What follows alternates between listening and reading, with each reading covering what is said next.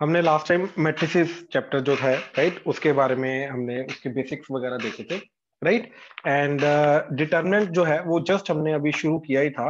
Determinant कैसे evaluate करते हैं, दैट्स इट। ठीक है, माइनर वगैरह कैसे निकालते हैं, वही चीज जस्ट हमने देखी थी। ठीक है, एंड अभी हम आगे चल रहे हैं। ठीक है, एंड लेट्स सी आगे क्या चीज है। ठीक है, तो देखो, अगर लेट्स से हमारे पास एक पर्टिकुलर मैट्रिक्स है ए, ठीक है, A B C D E F G H I. ठीक है, एंड ए मैट्रिक्स का इन दैट केस हर एक एलिमेंट का माइनर हम निकाल सकते हैं। ठीक है, तो minor of element one one, that is M one one, क्या चीज होगी, इस एलिमेंट का माइनर, तो इसका रो एंड कॉलम छोड़ा जाएगा, बाकी जो चार एलिमेंट बचेंगे उनका डिटर्मिनेंट। तो determinant of E F H I, and vertical line से डिटरमिनेंट को रिप्रेजेंट किया जाता है। ठीक है, याद रखना ये चीज। तो क्या आ जाएगा, E I minus H F. ठीक है, this into this minus this into this. ठीक है, ऐसे ही minor of element one two, यानी कि ये वाले एलिमेंट का माइनर क्या होगा, इसका रो एंड कॉलम छोड़ो, बाकी ये चार एलिमेंट आए, that is D F G I. तो इनका डिटरमिनेंट, तो that is D I minus G. ठीक है, माइनर ऑफ वन थ्री। ठीक है, तो वन थ्री का मतलब क्या है, सी का माइनर क्या होगा, तो सी का माइनर क्या होगा, दैट इज ये चार एलिमेंट का determinant, that is D E G H, and that is nothing but D H minus G E. ठीक है, इस तरीके से इसका माइनर आ जाएगा। ऐसे हर एलिमेंट्स का हम माइनर निकाल सकते हैं। ठीक है, देन नेक्स्ट टर्म जो हम अभी डिफाइन करने जा रहे हैं, ठीक है, दैट इज माइनर के बाद आता है कोफैक्टर। ठीक है, तो ये सारी चीजें हमें इनवर्स निकालने के काम आती हैं। ठीक है, तो ध्यान से देखिएगा, कोफैक्टर। तो कोफैक्टर क्या होता है, माइनस वन की power I plus J into minor of element I J. ये हमारा उस पर्टिकुलर एलिमेंट का कोफैक्टर बन जाएगा। तो जैसे हर एक एलिमेंट का माइनर निकाला है, ऐसे ही हर एक एलिमेंट का कोफैक्टर निकलता है। ठीक है, जैसे हर एक एलिमेंट का माइनर निकाला है हमने, ऐसे ही हर एक एलिमेंट का कोफैक्टर निकलता है। ठीक है, सेम वे से, बस माइनर और कोफैक्टर के अंदर फर्क क्या है कि माइनर निकालने के बाद उसको माइनस वन की पावर आई प्लस जे से मल्टीप्लाई किया जाता है ताकि कोफैक्टर निकल आए। ठीक है, जैसे अब अगर मैं minor of cofactor of element one one की बात करूं, तो वो क्या जाएगा, माइनस वन की power one plus one of into minor of one plus one. ठीक है, तो ये बन जाएगा हमारा माइनस वन की power two, that is one into, sorry one plus one नहीं, एम वन वन। ठीक है, एम वन वन आ जाएगा ये। तो बेसिकली को factor of one one is minor of one one. तो इस एलिमेंट का माइनर और कोफैक्टर सेम होते हैं। लेकिन अगर मैं इसकी बात करूं, ठीक है, इस एलिमेंट के कोफैक्टर की बात करूं, that is C one two. ठीक है, तो सी वन टू की क्या आ जाएगा, दैट इज माइनस वन की power one plus, sorry two minor one two.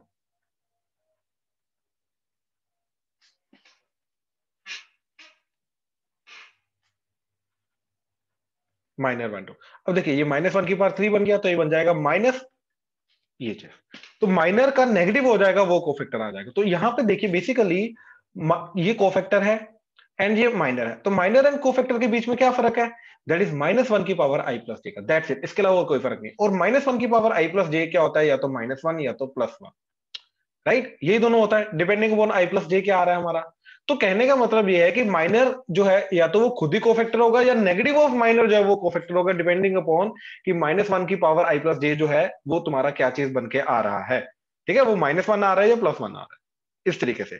ठीक है, अच्छा, अब इन्हीं के साइंस के अकॉर्डिंगली अगर देखा जाए, तो हमने ये चीज ऑब्जर्व की कि इस पोजीशन पे हमारा प्लस आता है, इस पे माइनस, इस पे plus, minus plus minus plus minus plus. कहने का मतलब ये है कि ये पोजीशंस के जो हमारे माइनर्स हैं वो एज इट इज कोफैक्टर्स बन जाएंगे, एंड ये वाली जो पर्टिकुलर पोजीशंस के जो माइनर हैं राइट, इन वाली पोजीशंस के जो माइनर हैं उनको माइनस से मल्टीप्लाई करना पड़ेगा, तब जाके वो कोफैक्टर बनेगा। तो अगर हमारे पास एक पर्टिकुलर मैट्रिक्स है, A B C D E F G H I, हमने इसकी एक माइनर्स की को मैट्रिक्स बना ली। ठीक है, माइनर्स की मैट्रिक्स बना ली, ये आ जाएगा M one one, M one two, M one three, M two one, M two two, M two three, M three one, M three two, M three three.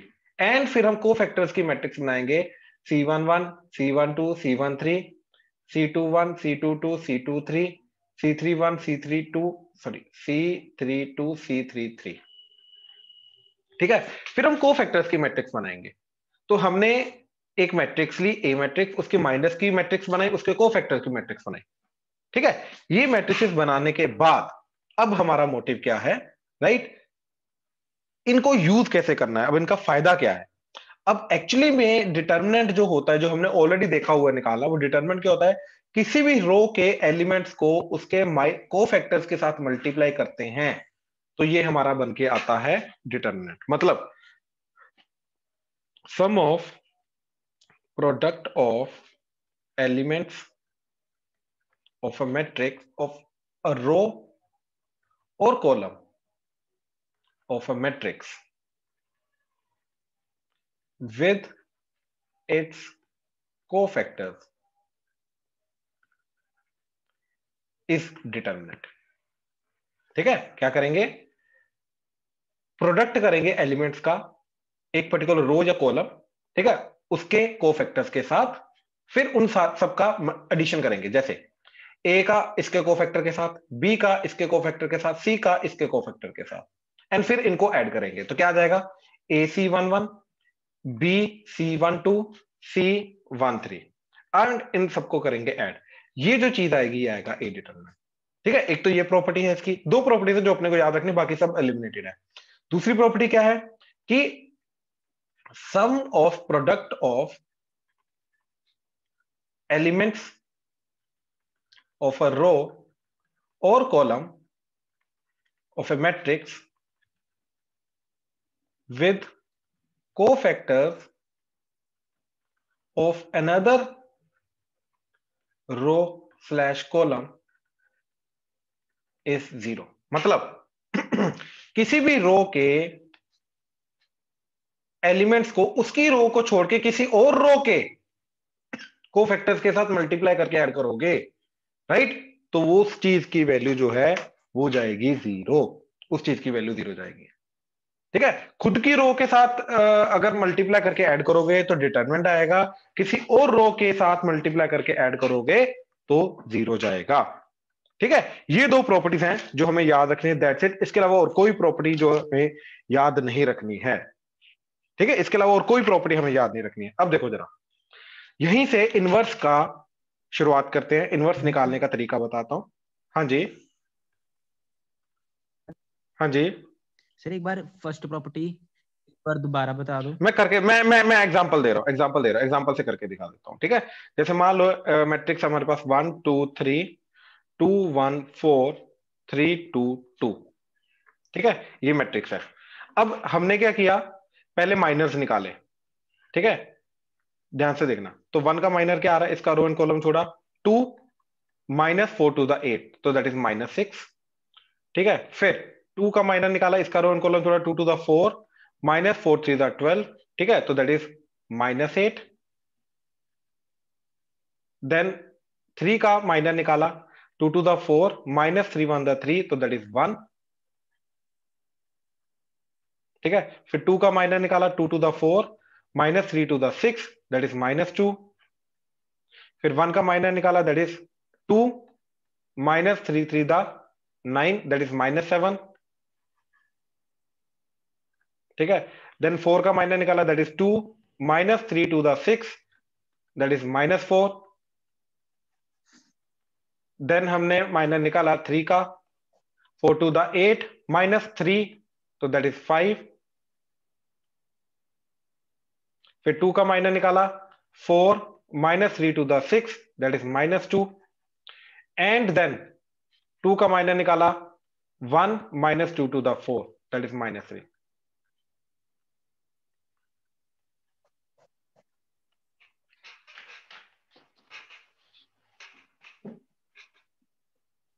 ठीक है, अच्छा, अब माइनस का साइन चेंज करेंगे तो इसका एज इट इज साइन रखेंगे, इसका साइन चेंज करेंगे तो किस किस पोजीशन का साइन चेंज करना है, ये 4 पोजीशन का। तो क्या हो जाएगा, ये प्लस, ये प्लस, ये प्लस, ये प्लस। बात समझा रमांशु? अब ये आ गया कोफैक्टर्स, बात समझा? यस सर, यस सर, ठीक है, अब हमने यस क्या सर। बोला है इसका डिटर्मिनेंट क्या होगा, कोई भी रो पकड़, उसको उसके कोफैक्टर्स के साथ मल्टीप्लाई कर, ऐड कर, तो 2 × 2 4, 1 इंटू -7 -7, 4 4 इंटू 4 16, 7 क्या आ गया? 16 20 -17 23 13 13 कितना? 30। तो ये आ गया 13 डिटर्मिनेंट। सर। बात समझा? ठीक है। अच्छा, अब किसी और कॉलम का करेंगे तब भी सेम आना चाहिए। तो इसको कंफर्म करने के लिए हमने क्या किया, हमने कॉलम 3 पकड़ा और उसको कॉलम 3 के एलिमेंट्स के साथ मल्टीप्लाई करके देखा। तो 3 इंटू 1 देखो 3, 4 इंटू 4 16 -6, ठीक है। तो कितना आ गया? ये भी 13। तो अगेन डिटरमिनेंट चला गया 13। तो किसी भी रो को पकड़ के या किसी भी कॉलम को पकड़ के उसके कोफैक्टर्स के साथ मल्टीप्लाई करके ऐड कर दो, वो डिटरमिनेंट आ जाता है। ठीक है। देन नेक्स्ट इज, अब किसी भी रो को पकड़ो, उसके खुद के एलिमेंट्स के साथ कोफैक्टर्स के साथ मल्टीप्लाई नहीं करना। अब किसी और रो के एलिमेंट्स के साथ मल्टीप्लाई करना है, कोफैक्टर्स के साथ मल्टीप्लाई करना है। जैसे रो 3 पकड़ी, इसको खुद के कोफैक्टर्स के साथ नहीं मल्टीप्लाई करना, रो 2 के कोफैक्टर्स के साथ मल्टीप्लाई करें। तो देखो क्या आ जाएगा, 3 to the 6, 2 into -7 -14, 4 to the 8। तो क्या आ गया? 0। ध्यान से चेक करो। ठीक है। अच्छा, अब इसको रो 1 के कोफैक्टर्स के साथ मल्टीप्लाई करके देख लो। तो 6 3 द 18, तो -18, 8 टू द 16 एंड 2 इंटू 1 2। तो देखो क्या जा रहा है, ये भी 0। तो किसी भी रो को किसी और रो के कोफैक्टर्स के साथ मल्टीप्लाई करोगे, फिर ऐड करोगे, वो 0 आएगा। हाँ जी हिमांशु, क्लियर हुआ? अभी क्लियर है? Yes sir. चलो ठीक ठीक। नेक्स्ट, अब ध्यान से देखो,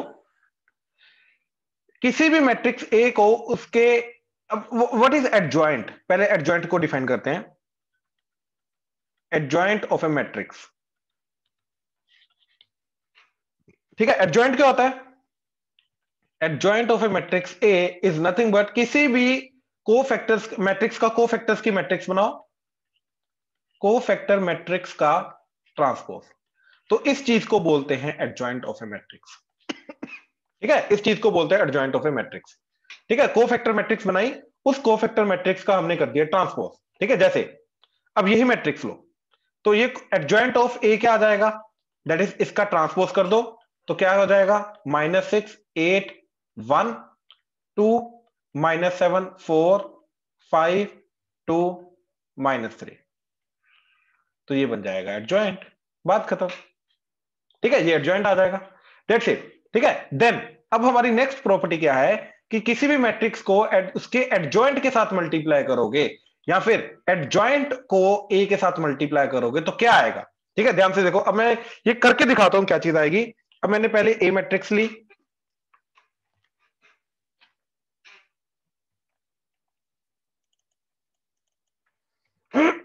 ठीक है, फिर उसके एडजॉइंट लिया।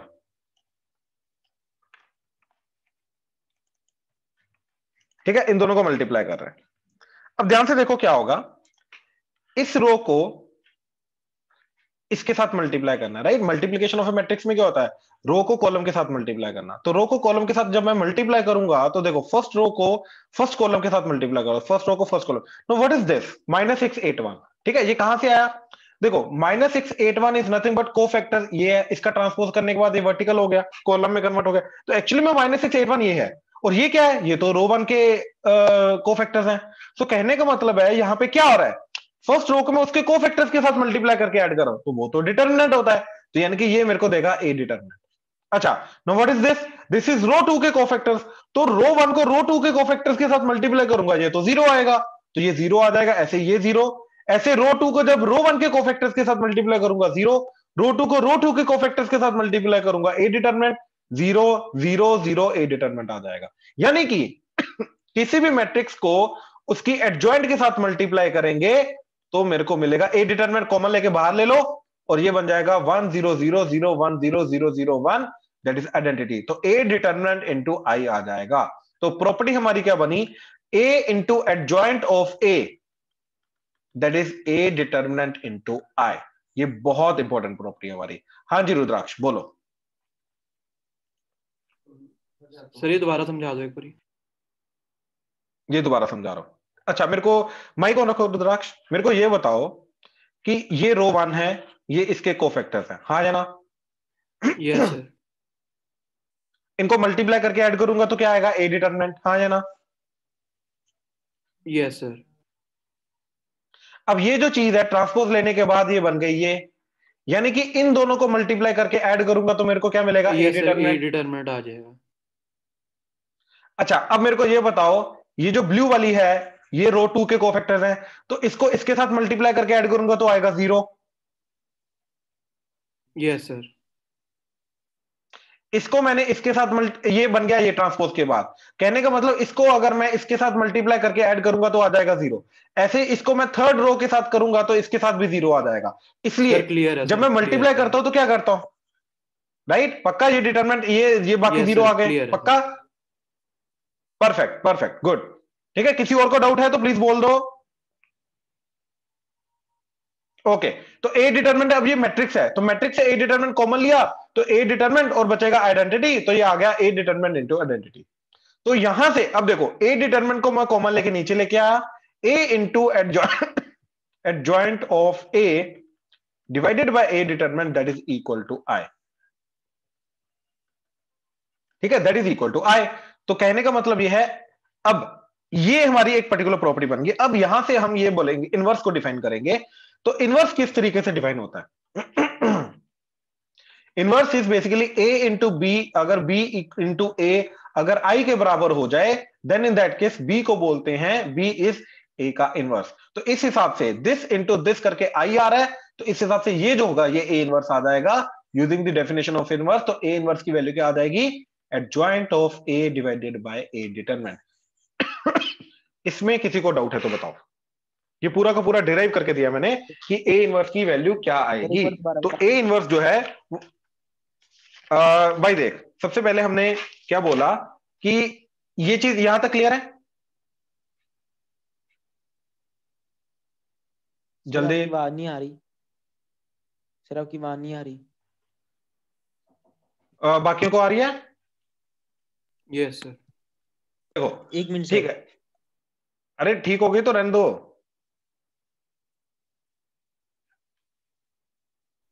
हाँ जी ध्यान से सुनो भाई, अब ठीक चल रहा है, तो यहां तक ठीक है, ये वाले स्टेप तक यस सर। ठीक है। इसके बाद ए डिटरमिनेंट को नीचे लेके गए एडजॉइंट के, तो ये चीज बन गई, ये चीज क्लियर है। Yes sir. अब इन दोनों का प्रोडक्ट क्या जा रहा है, आई, हाँ जाना। Yes sir. तो इन दैट केस ये जो चीज है ये क्या होनी चाहिए, ए इनवर्स। सर वो क्यों? डेफिनेशन है उसकी ए इनवर्स की, दो मैट्रिसेस का प्रोडक्ट अगर आई चला जाता है तो बी जो होता है वो ए का इनवर्स बन जाता है। बात समझा? तो इन दोनों का प्रोडक्ट क्या जा रहा है, इन दोनों का प्रोडक्ट क्या जा रहा है, आई, हाँ जाना, आई जा रहा है।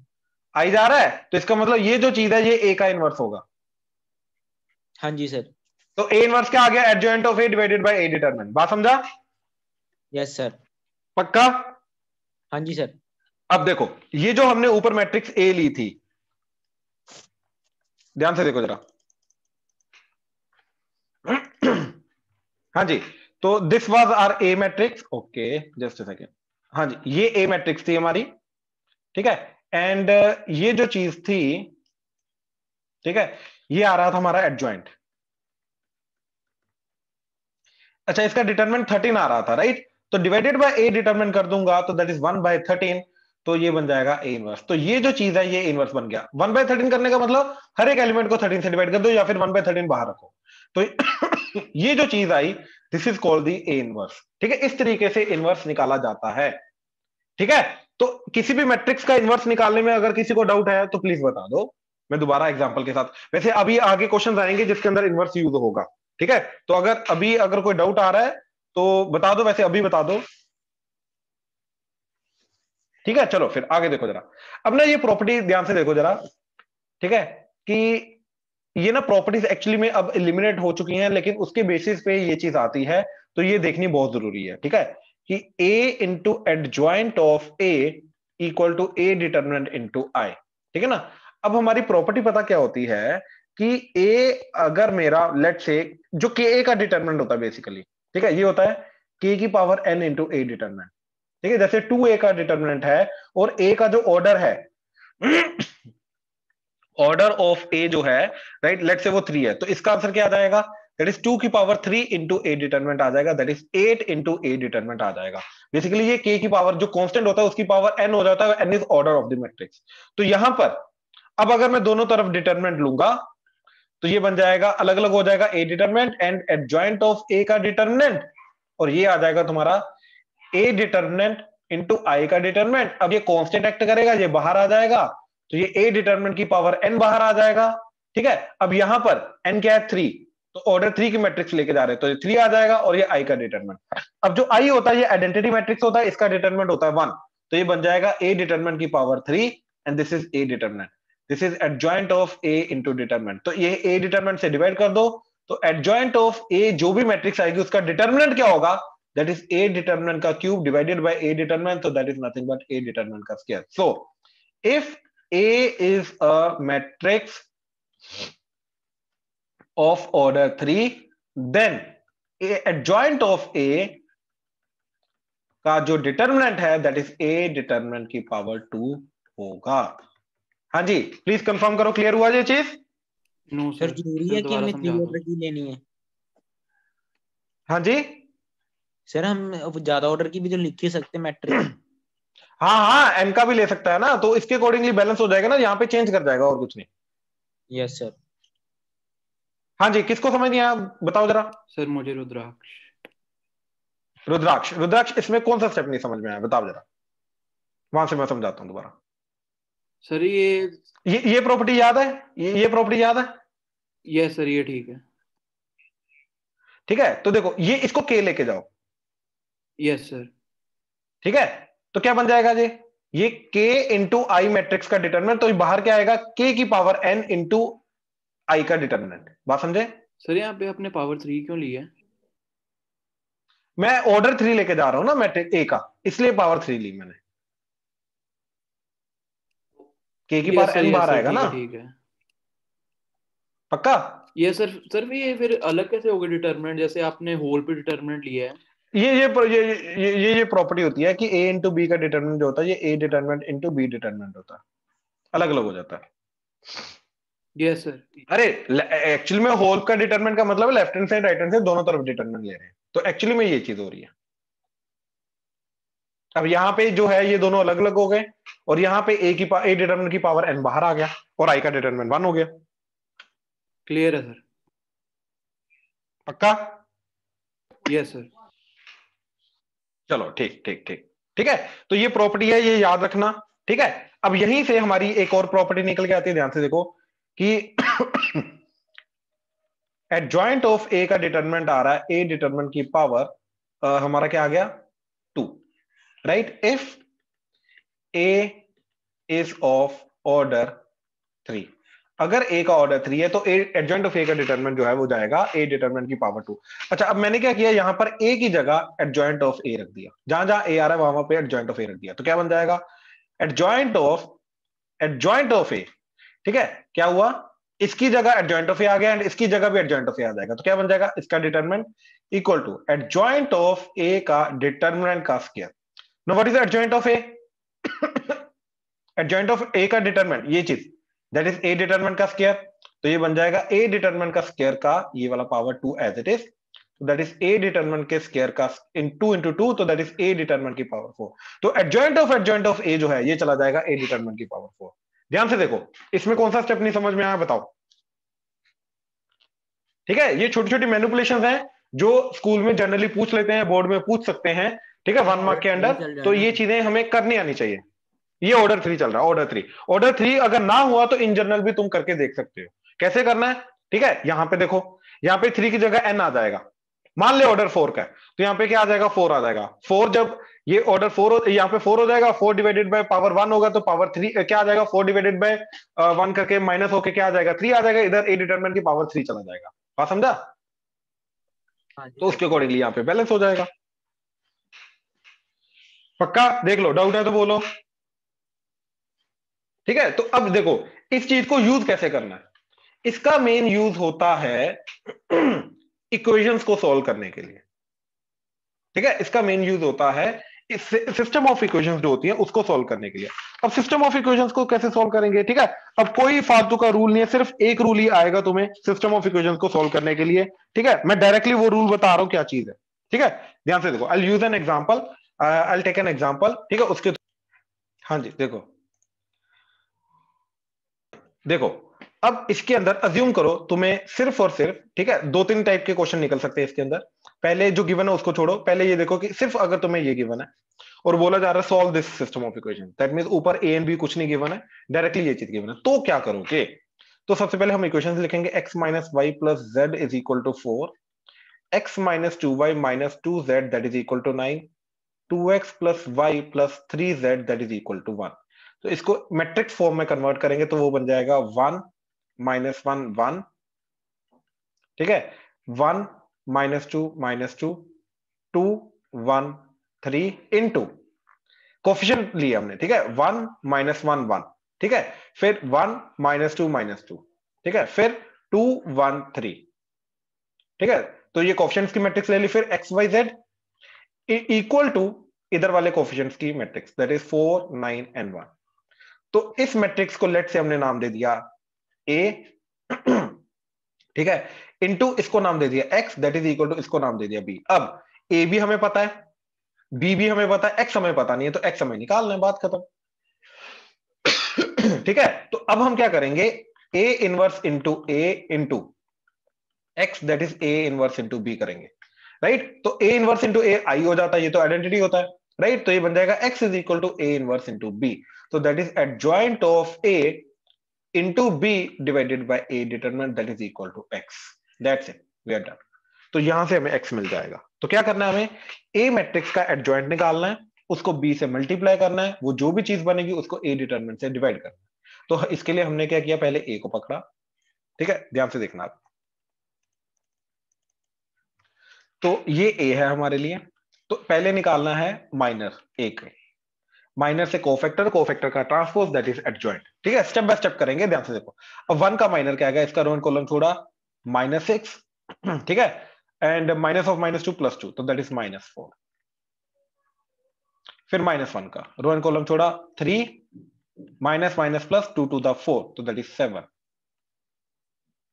ठीक है। फिर 1 का रो एंड कॉलम छोड़ा 1 into 1 1, minus minus plus 2 to the 4, that is 5, ठीक है, 1 के लिए दिस इंटू दिस, ठीक है, तो दैट इज -3 -1, तो दैट इज -4। सर पहले ए बी नहीं निकालना, क्या निकालना, ए बी। मैंने क्या बोला अभी, मैं क्वेश्चन को मॉडिफाई कर रहा हूं, अभी भूल जाओ, मैं पहले टाइप का क्वेश्चन बता रहा हूं जिसमें सिर्फ इक्वेशंस दे रखी हैं।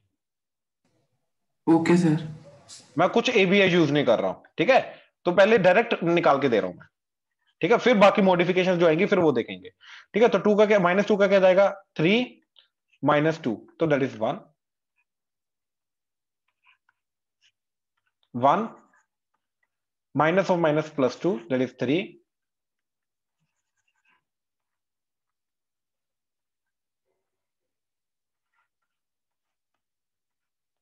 2 +2 4,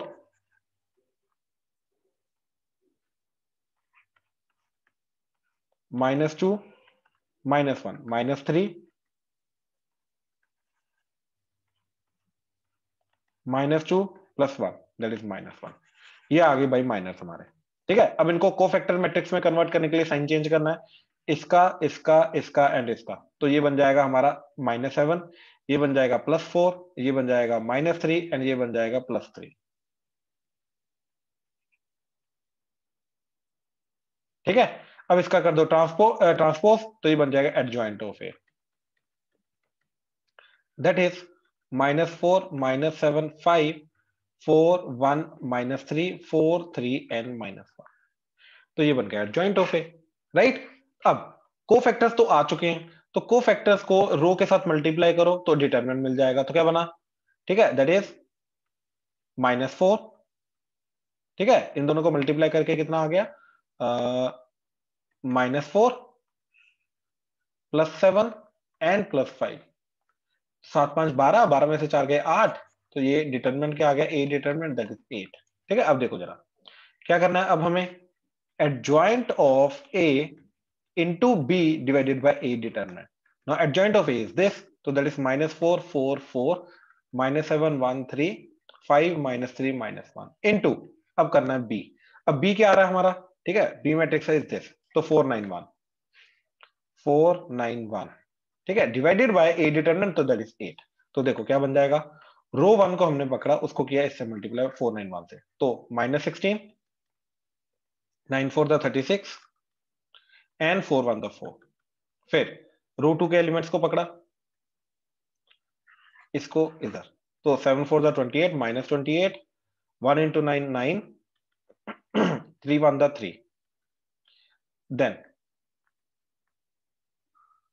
this into this, so 5 4 the 20 minus 27 minus 1 and 1 by 8, that is 1 by 8 into, अब देखो क्या चीज जा रही है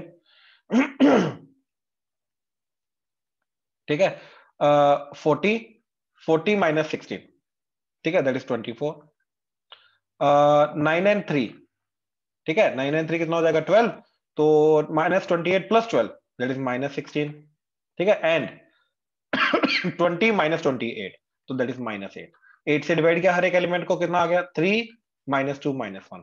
अब ये हमारा बना x matrix, and x matrix क्या है हमारी XYZ, तो यहां से कंपैरिजन करके x की वैल्यू आ गई 3, y की वैल्यू -2, z की वैल्यू -1. तो इस तरीके से ये प्रॉपर मेथड है हमारा सॉल्व करने का, ठीक है, इस तरीके से सॉल्व करना है. ये जो अभी क्वेश्चन किया मैंने, इसमें कोई डाउट आ रहा है बताओ. अब फिर इसके बाद मैं बताऊंगा कि ए एंड बी को कैसे यूज करना है. अभी तक अगर कोई डाउट है तो बताओ. ठीक, अच्छा अब देखो ये एक्चुअल क्वेश्चन जो है इसको कैसे करना है, ए एंड बी को यूज करके क्या करना है. ठीक है, ध्यान से देखो. सबसे पहले उसने क्या बोला, ए एंड बी अब गिवन है. अब ए एंड बी हमें रैंडमली यूज नहीं करना, ठीक है, ए एंड बी अभी हमें गिवन है. तो जो गिवन ए एंड बी है इनको यूज करके क्या करेंगे, सबसे पहले उन्होंने बोला फाइंड ए बी. तो ए बी फाइंड करो जरा पहले. तो 1 - 1 1 1 -2 -2 2 1 3 into -4 4 4 -7 1 3 5 -3 -1, that is equal to, देखो क्या जा रहा है, -4 + 7 + 5, दैट इज 8. ठीक, फिर रो 1 को कॉलम 2 के साथ 4 -1 -3, ठीक, दैट इज 0. परफेक्ट. देन रो 1 को कॉलम 3 के साथ, तो 4 -3 -1, तो 4 -3 -1, दैट इज अगेन 0. तो इस तरीके से ये 0 8 0 0 0 8 आ जाएगा, ये चीज बन जाएगी. अब 8 को कॉमन लेके क्या बन जाएगा, ये 8 को कॉमन लेके 1 0 0 0 1 0 0 0 1, तो दैट इज 8i बन जाएगा. सो कहने का मतलब ये है कि a into B is equal to 8i. तो 8 को b के नीचे लेके आया, तो a इंटू बी बाई 8. सबसे पहले तो क्या पूछा था, ए बी क्या जा रहा है, तो ए बी जा रहा है 8i. सबसे पहले तो ये पार्ट का आंसर आ गया. ठीक है, अब इसको यूज कैसे करना है, वो क्या बोल रहा है, use this to solve this. अब देखो यूज कैसे करेंगे. अब यूज करने के लिए मैंने क्या किया, पहले तीनों इक्वेशंस को मैट्रिक्स सिस्टम में कन्वर्ट किया. ठीक है, तो तीनों इक्वेशंस को मैट्रिक्स सिस्टम में कन्वर्ट करके मेरा बन गया ये. ठीक है, अब ध्यान से देखो, यानी कि मेरे को ये जो चीज है ये तो ऑलरेडी गिवन है. ध्यान से देखो, ये इसको वो ए नाम दे रहा है, यानी कि ये ए मेरे को ऑलरेडी गिवन है. तो a into x is equal to, ये b नहीं अब ले सकते क्योंकि b ऑलरेडी किसी मैट्रिक्स का नाम यूज कर रहा है, तो इसको c ले लो. अब मेरी x की वैल्यू क्या आएगी इधर से, that is a inverse into c. अब ध्यान से देखो इनवर्स, अब देखो इस चीज को यूज करना है. अब हम a का इनवर्स नहीं निकालेंगे अलग से, a का inverse adjoint of a divided by a determinant वगैरह यूज नहीं करेंगे.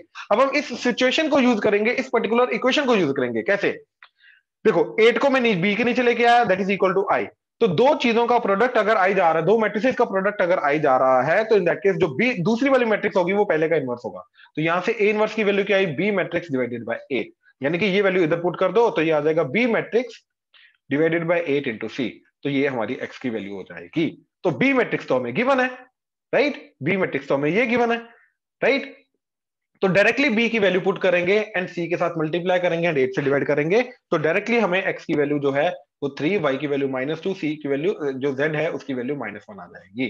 हाँ जी, क्लियर हुआ संभव भाई, क्लियर हुआ. अभी क्या बोल रहा था पहले, एक बार ये last step, yes sir. Last Ramanshu क्या हुआ स्टेप सर एक बार दोबारा बता दो. ये जो ये ए इनवर्स की वैल्यू पुट की मैंने। ए इनवर्स की वैल्यू क्या है, ठीक है, वो आ रही है b/8। ये पता चला b/8 कैसे आ रही?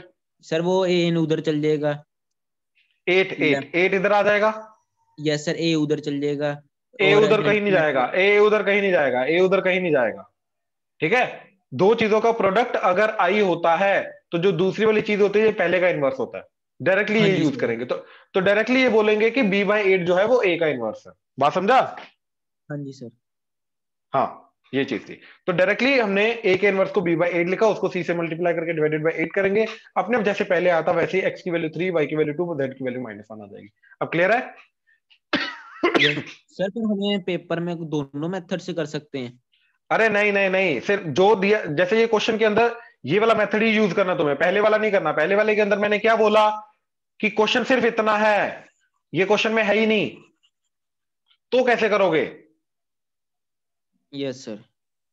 बात समझा? Yes sir. भाई सुन लिया कर क्या बोल रहा हूं मैं। हाँ जी सर। सर नेट हाँ जी प्रॉब्लम थी बोलो। सर। अच्छा चलो, हाँ जी और बताओ, किसी को डाउट है इसमें? तो सभी को डाउट आ रहा है आपका? This is all about the matrices and determinant chapter that is left now. Majorly question जो आने के चांसेस हैं, राइट, वो इसी में से हैं। नाउ मैं आपको ये चीज बताता हूं कि जो सैंपल पेपर आया उसके अंदर क्या क्या क्वेश्चन आए, किस किस मार्क्स के आए, ठीक है। हाँ जी, तो 1 मार्क्स के टोटल 3 क्वेश्चन आए हैं और एक क्वेश्चन में और दिया उन्होंने। टोटल 1 मार्क के 3 क्वेश्चन आए हैं, ठीक है। हाँ जी, एक आगे फिर 2 मार्क्स में आया और इसमें भी और है 1 क्वेश्चन 2 मार्क्स का। हाँ जी, देन फिर एक 5 मार्क का क्वेश्चन है वही सिस्टम ऑफ इक्वेशंस को सॉल्व करने का, तो 1 into 5। इसमें भी ऑप्शन है, ठीक है, बट एक सेम टाइप का क्वेश्चन है, ठीक है ना, कि ए दे रखा है, ए का इनवर्स फाइंड करो, फिर इसको यूज करके ये चीज को सॉल्व करने की कोशिश करो, ठीक है। तो अब ध्यान से देखो जरा, ये मैट्रिसेस के तीनों जा रहे हैं, ठीक है, ये भी मैट्रिसेस के जा रहे हैं, और ये डिटरमिनेंट के इसके अंदर ये 5 मार्क्स का जो है इसमें प्रॉपर डिटरमिनेंट यूज होगा। तो टोटल 80 में से 10 मार्क्स का मैट्रिसेस एंड डिटरमिनेंट जा रहा है, तो इसको थोड़ा इंपॉर्टेंस देना, ठीक है। अच्छा अब ध्यान से देखोगे, अगर फर्स्ट क्वेश्चन अगर मैं ध्यान से देखूं तो क्या बोल रहा है, ए मैट्रिक्स का ऑर्डर दे रखा है, बी मैट्रिक्स का ऑर्डर दे रखा है, तो भाई 5 से मल्टीप्लाई करोगे, 3 से मल्टीप्लाई करोगे तो ऑर्डर चेंज नहीं करेगा, ठीक है। तो 5a - 3 भी करोगे तो उसका पहली बात तो इन दोनों का ऑर्डर सेम होना चाहिए, तभी ऐड सब्ट्रैक्ट हो सकता है। तो this should be equal to this, तो 3 should be equal to m, तो m की वैल्यू आ गई 3 and n should be equal to 5, ठीक है। तो तो ये आ गया। तो find the order of this, तो इसका ऑर्डर क्या जाएगा, इसका ऑर्डर भी रिजल्टेंट सेम रहेगा, that is m cross n। तो m क्रॉस n क्या आ रहा है, दैट इज 3 क्रॉस 5 का फाइनल ऑर्डर जाएगा, तो इसका रिजल्टेंट का ऑर्डर 3 क्रॉस 5 रहेगा। हाँ जी देखो जरा ध्यान से, कंफ्यूजन हो रही है तो बताओ प्लीज। ओके सेकंड देखो जरा, अब वो क्या बोल रहा है कि नहीं समझ आया, क्या चीज नहीं समझा बता। सर m = 3 और n = 5 क्यों हुआ है? जब दो मैट्रिसेस को ऐड या सब्ट्रैक्ट करता हूं तो उनका ऑर्डर सेम होना चाहिए। Yes sir. तो ए का ऑर्डर क्या है, 3 क्रॉस n, और तो बी का m क्रॉस 5। तो ये दोनों बराबर नहीं होने चाहिए।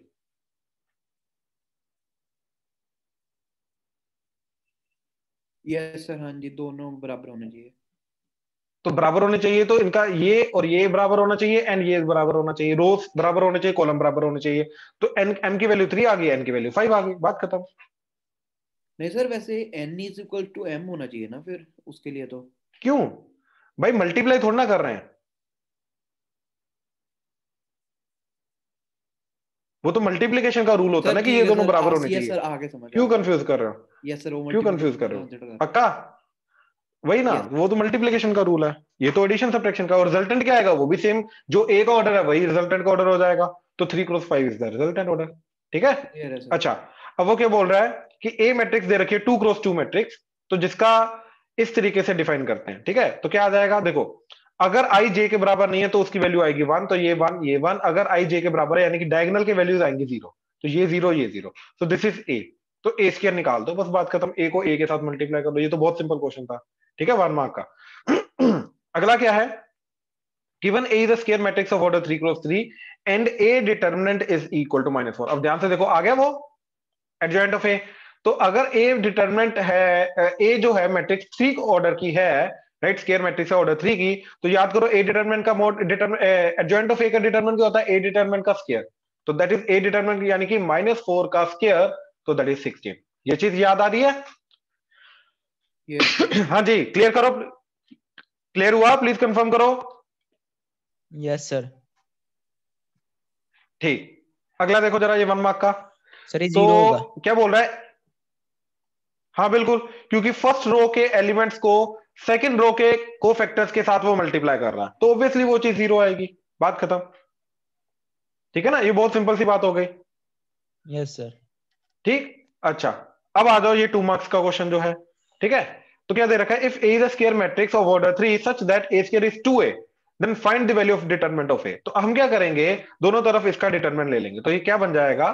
ठीक है, ये बन जाएगा ए स्क्वायर का डिटरमिनेंट दैट इज इक्वल, और ए स्क्वायर का मतलब क्या होता है? ए इंटू ए का determinant that is equal to 2a का डिटरमिनेंट। तो ये तो बन जाएगा, दोनों अलग अलग हो जाएंगे, ए डिटरमिनेंट इंटू ए डिटरमिनेंट, तो वो आ जाएगा ए डिटरमिनेंट का स्क्वायर। अब 2 जब बाहर आएगा तो उसका ऑर्डर 3 है, तो 2 की पावर 3 बाहर आएगा हाँ जी। इंटू ए डिटरमिनेंट, तो ये बन गया 8 इंटू ए डिटरमिनेंट। अब देखो इसको लेफ्ट हैंड साइड ले आओ, तो ए डिटरमिनेंट का square minus A times A determinant that is equal to 0, तो that is A determinant common, तो A determinant minus 8 that is equal to 0, तो या तो ए डिटरमिनेंट 0 होगा और ए डिटरमिनेंट जो है वो 8 होगा। डन। सर हाँ जी, सर हम simple A square is equal to 8 determinant, A determinant का square is equal to 8 determinant है, तो हम सीधा उसको एक जगह काट नहीं सकते? ए डिटरमिनेंट नहीं काट सकते। अगर तू काटता तो ये आ जाता, तो ये आता है क्या? तो सर हमें सिंपल एक ही आंसर चाहिए, हमें दो की जरूरत है। भाई क्वेश्चन के आंसर 2 है, एक है ही नहीं। नहीं सर, इसके 2 आंसर है कि या तो ए डिटरमिनेंट, अगर हम वैसे करेंगे तो आंसर एक ही आ रहा है। गलत है ना वो, तो वही तो इसीलिए तो बोला ना वो गलत है। ए डिटरमिनेंट काटेगा तो ये आंसर मिस हो जाएगा ना, तो वो गलत है, इसलिए नहीं करना वो।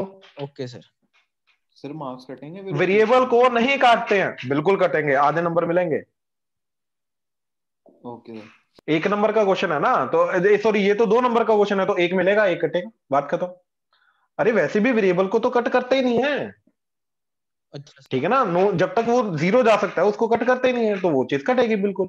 अच्छा, अब ये तो कर सकते हो ना, ए डिटरमिनेंट की वैल्यू, सॉरी ए की वैल्यू इधर पुट करो, ठीक है, ये तो हो जाएगा, राइट। अब इसको यूज करके वो बोल रहा है ए इनवर्स निकालना, तो इसको यूज करके ए इनवर्स कैसे निकालेंगे? हमने क्या किया, ए इनवर्स से इस पूरी स्टेटमेंट को मल्टीप्लाई कर दिया, तो देखो A inverse into A square minus 5 A inverse into A plus 7 A inverse into I that is 0। तो ये देखो A inverse into A minus 5 A inverse into A plus 7 A inverse into I that is 0। तो ये तो बन गया I into A that is A minus ये बन गया I that is minus 5i plus 7 into A inverse that is 0। तो इधर ए इनवर्स को रखो, बाकी दोनों उधर ले जाओ, तो 7 into A inverse that is, दोनों को उधर लेके गए, 5i माइनस का पॉजिटिव हो गया, ये पॉजिटिव है नेगेटिव हो जाएगा, माइनस ए, 7 से डिवाइड कर दो, तो ए इनवर्स जो है वो आ जाएगा 5i minus A divided bye 7। So this is the value. तो यहाँ पे वैल्यू पुट कर दो आई की एंड ए की, तो डायरेक्टली ए इनवर्स निकल आएगा। तो याद रखना जितने भी ऐसे पॉलिनोमियल वाले क्वेश्चन होते हैं मैट्रिक्स के, उसको इसी तरीके से इनवर्स निकाला जाता है। हाँ जी, किसी को डाउट है तो बोलो। ओके ठीक है, ये क्वेश्चन तो अभी मैंने जस्ट आपको बताया किस तरीके से करना सिस्टम ऑफ इक्वेशन। ठीक है, तो this is the total chapter matrices and determinant. ठीक है, we are done with this chapter. मैं आपको आज इसके असाइनमेंट दूंगा एंड लेक्चर्स में अपलोड कर दूंगा। ठीक है।